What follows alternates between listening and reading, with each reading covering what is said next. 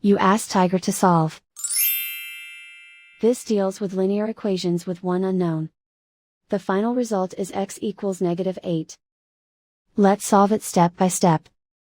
Simplify the expression. Expand the parentheses.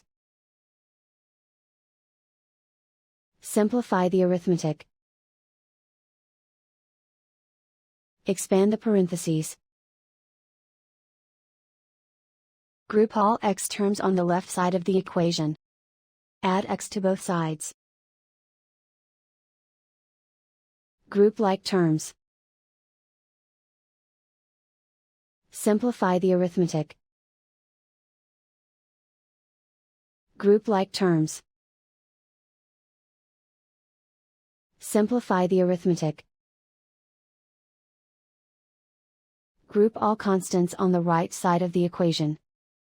Subtract 10 from both sides. Simplify the arithmetic.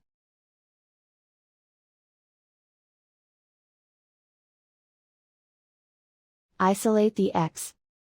Divide both sides by 3.5. Simplify the arithmetic.